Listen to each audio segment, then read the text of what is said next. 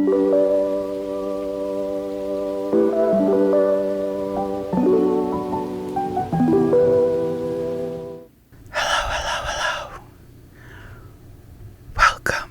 Welcome back. In this video, I'm going to be doing the next round of TBR Bingo. If you haven't seen the first videos, I'll have them linked in the cards. I have 24 spaces for prompts, with the free middle space being used as a mood read space. I'm gonna pick the prompts at random out of a select group of prompts. If you have any ideas, please put them in a comment. When I get a bingo, I get a token, which means I can buy a book. And when I get the Four Corners bingo, I get half a token. I also get tokens for every 10 books I read, and every 12 bingos I get. Another way I can get tokens is by completing readathons. Half of one for a week long, one for a month long, and a half token every 3 months for the year-long readathons. Each book can only fit one prompt, with the exception of 1 or 2 prompts. After the 3 months are up, I replace every crossed out prompt and leave the ones I didn't end up completing. Hopefully that all makes sense. If not, ask questions in the comments. Let's go through how it went the last 3 months. Starting with the stats. I read 13 books in total, 9 in July, 2 in August, and 2 in September, with 1 DNF.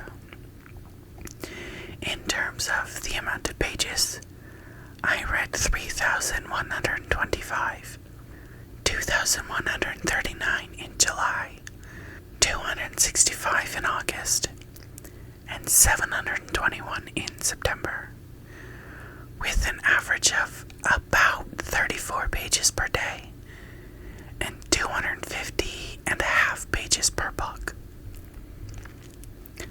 My average rating was a 3.08. I had 12 3-stars and only 1 4-star. In terms of format, I read 8 ebooks and 5 physical books. In terms of genres, I read 1 contemporary, 2 mystery thrillers, 3 fantasies, and 7 romance. I read 7 young adult and 6 adult books. I read 4 standalones, 4 first in a series, and 3 series I continued in. And finally, in terms of authors, I read from 11 authors. 5 I read from before, and 6 were new to me. As always, I have done monthly wrap-ups in shorts for all 3 months, linked below. Starting off with Better Together by Christina Riccio, a 3-star. I thought this book was actually a lot cuter than I expected, especially after seeing all the mixed reviews. Yes, the parents are awful and the whole setup is pretty weird, but if you accept the magic in the premise, it works. I really liked the main girls. They were flawed but funny, and I appreciated that the story balanced themes of family forgiveness and reunion with some sweet little romantic subplots. The way it showed up how messed up it was to separate the sisters so young felt honest, and I enjoyed seeing them confront the different choices their parents had made. The love interests were fun, with some genuinely cute moments. Even itself was pretty simple, and the characters leaned heavily into their archetypes. I used this for the LGBT plus prompt. Also used for July's cover buzzword, technology. Next was The Legacies by Jessica Goodman, a 3-star. I thought this book was just okay overall. I liked the mystery aspect, especially the not knowing who had died, and the Gossip Girl meets mystery vibes definitely caught my interest, but the story felt a little flat, with secrets that never really exploded in a satisfying way. A slow pace where not much happened, and characters I didn't really connect with. I expected more glitzy details about the rich kid lifestyle, but it felt rushed and underdeveloped. The ending left me wanting more resolution, maybe even a chicken-style epilogue. It wasn't terrible. A easy, quick read for sure, but it also didn't live up to its potential. I used this for the ugly cover prompt, just because I think this book needed a better cover to match the vibes. 2 series I continued in were the Green Mountain Boys series by Olivia T. Turner, Found in the Mountains, and Grumpy in the Mountains, and Alexa Riley's Cowboys and Virgins, with Roping the Virgin and The Wanted Virgin, all 3 stars. These books are short, sweet, and steamy, just the kind of quick, cheesy, insta-love stories I sometimes crave. They're fast reads, packed with heat, hunky men, and that over-the-top charm that makes them fun. I know they're a little ridiculous, but that's part of the appeal. And honestly, I've become a bit addicted to these steamy, feel-good romances. They always leave me smiling and satisfied when I just want something playful, naughty, and easy to read. These were used for the spicy, read a book in a day, person on the cover, and odd page number prompts. After that was A Magic Steeped in Poison by Judy Eilen, another 3-star. The magic system in this book was really unique and cool, but overall it felt like pretty standard YA. I enjoyed the mix of politics, intrigue, competition, and tea-inspired magic, and on paper it had everything I'd normally love. The first half was strong, with detailed world building and setup, but once the focus shifted more to the characters and relationships, it started to lose me. I didn't really connect with the romance or friendships, and the competition element dragged on a bit too long. While the plot was solid, it just didn't resonate with me the way I hoped. That said, it's a solid book, and even though it wasn't a new favorite, I still plan to pick up the sequel. This was used for the title starts with an A prompt. Next was The Mary Shelley Club by Goldie Matofsky, a 3-star. This book had a cool premise and decent execution, but overall it felt pretty predictable and just okay for me. The characters seemed young and immature, mostly focused on parties and trivial drama, and I was hoping for something a little creepier. The ending was abrupt with lots of loose ends, almost like a mild cliffhanger. And while I actually guessed the twist, it didn't have enough space to land well. It seems set up for a sequel, though I'm not sure yet if there was one I'd pick it up. This was used for the TBR jar prompt. Then I read the prequel novella for the Serenity House series by A.W. Exley, Henry the Jailer. Say it with me, a 3-star. I liked this one overall, and there were definitely some sweet moments that stood out to me. It's a Rapunzel retelling with characters who are likable, even if they didn't fully win me over, and the story kept me interested the whole way through. What I especially appreciated was the take on the zombie aspect. People are scared and adapting, but the world isn't completely destroyed, which felt refreshing compared to most zombie stories, where society collapses instantly. This was used for the fantasy prompt, also used for the July buzzword, punctuation. In August, it seemed I was in the mood for winter reads, beginning with Cruel Winter with You by Allie Hazelwood, the first in the Under the Mistletoe collection. A 3-star.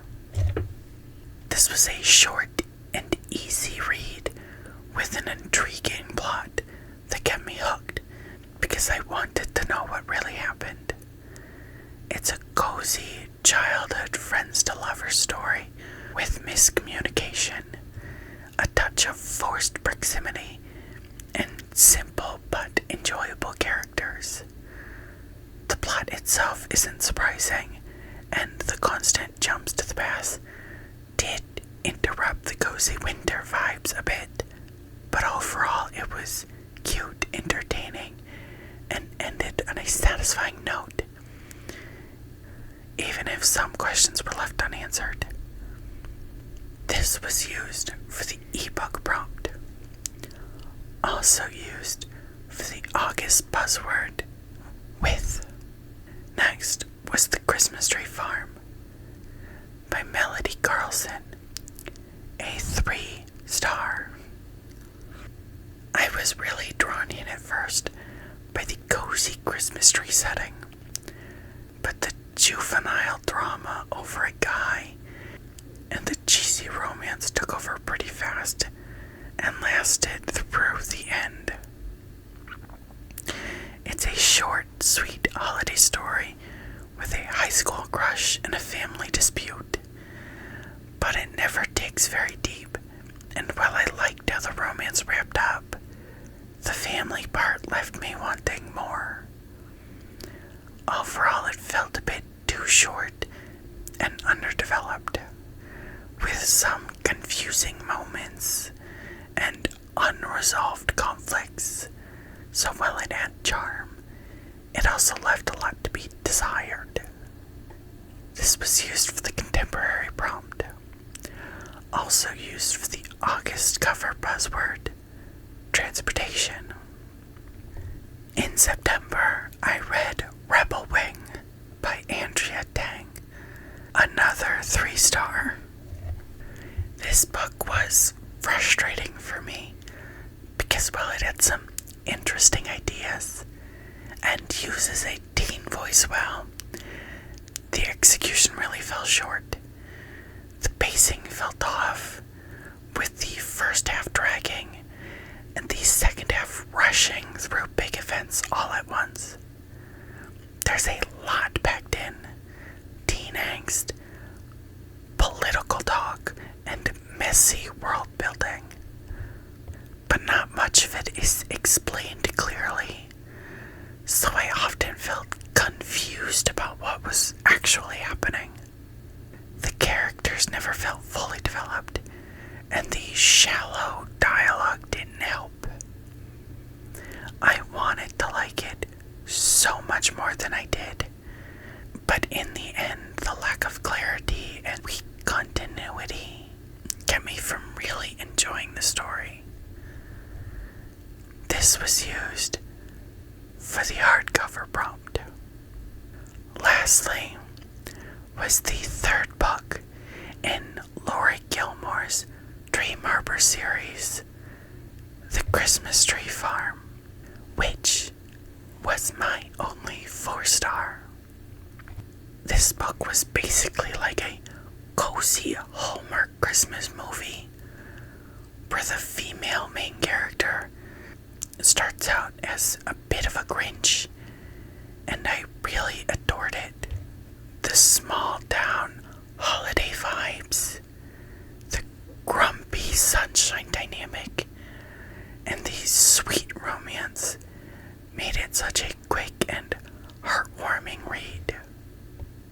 It was light, fun, and a little cheesy at times, but in the best way, and I found myself getting emotionally attached to the characters. Overall, it was adorable, and I'm excited to see what comes next in the series. This was used for the continue in a series prompt, also used for both September buzzwords, foliage, and events. So, with 13 books read, I was able to cross out 13 prompts and get 1 bingo. For the tokens, I was able to grab 2 for every 10 books read, including the leftovers from last time, 1 for the bingo, and a half token for the buzzword reading challenge, which, even though it's now 2, I'm still counting as 1 challenge, which gives me 3.5 tokens from the last 3 months. I ended up using 4 tokens, getting some books in. Unfed, the sequel to Undead by Christy McKay.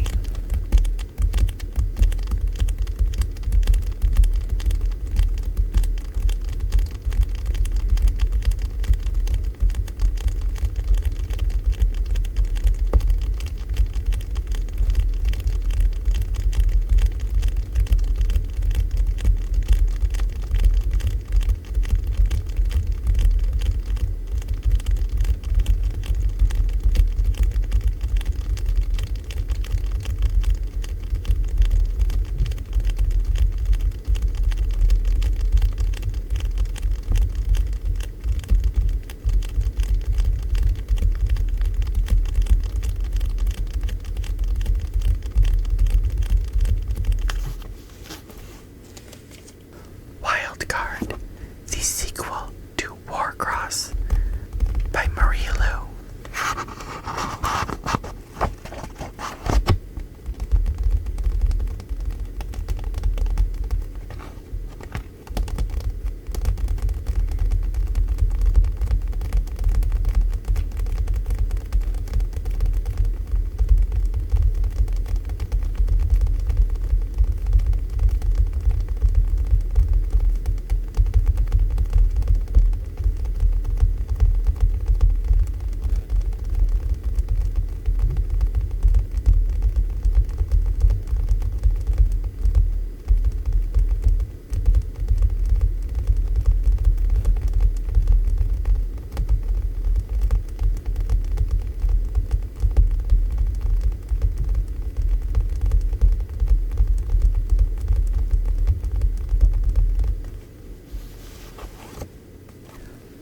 Once Cursed and Bound, the first in the Myth Woven series by Pepper J. Drake.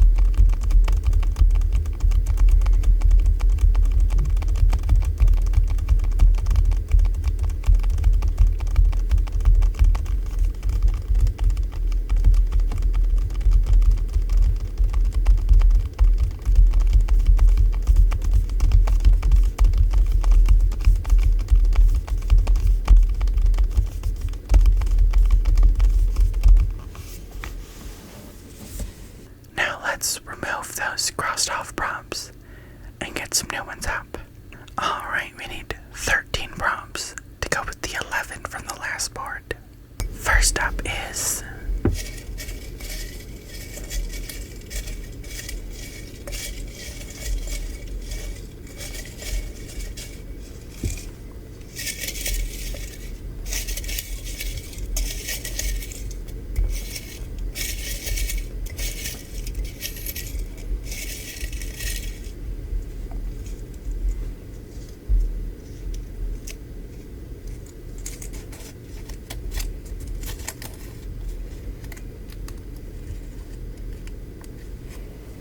science fiction or dystopian.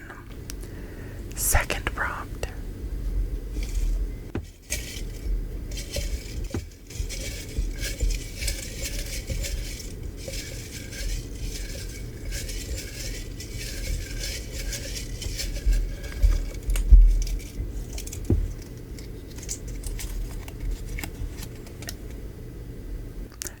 '25 release.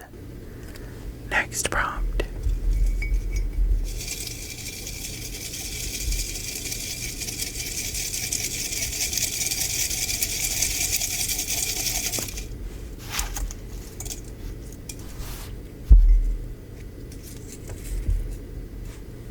Four or more word title. Fourth prompt is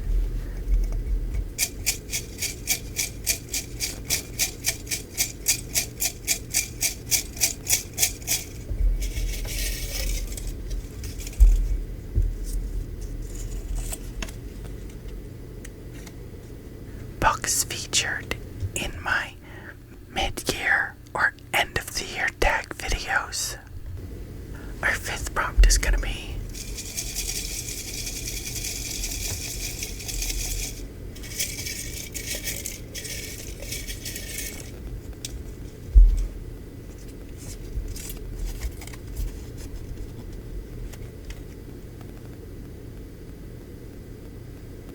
page count equals, let's see, 1, 2, 3, 292 pages. Sixth prompt.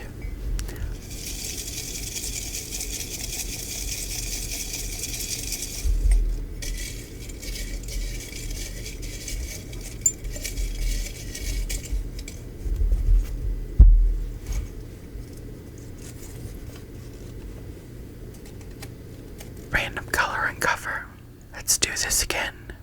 1, 2, 3, olive green. Next prompt.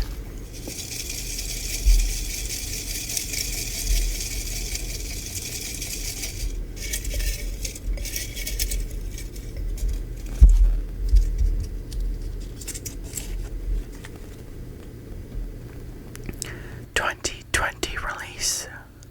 Eighth prompt is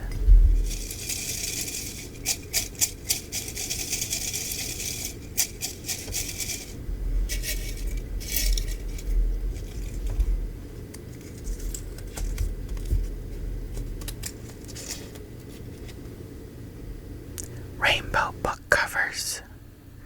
6 books featuring the colors of the rainbow, with 5 of the books being able to be used on other prompts. Our 9th prompt is going to be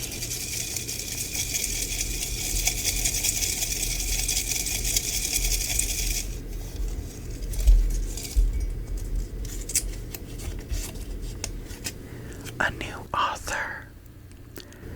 10th prompt.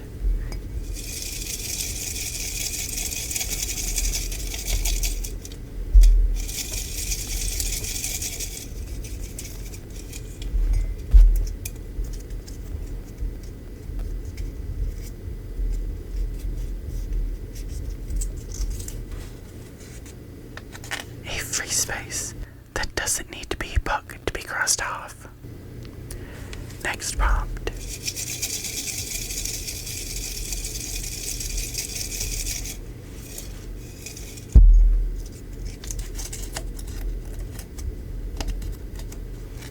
A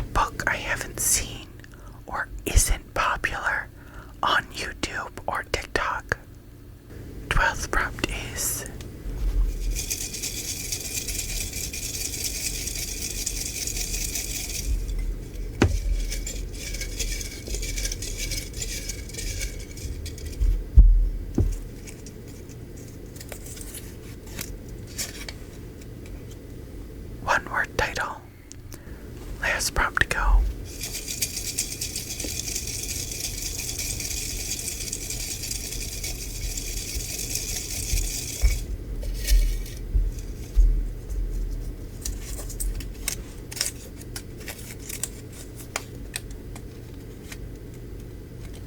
Double page length of the last read.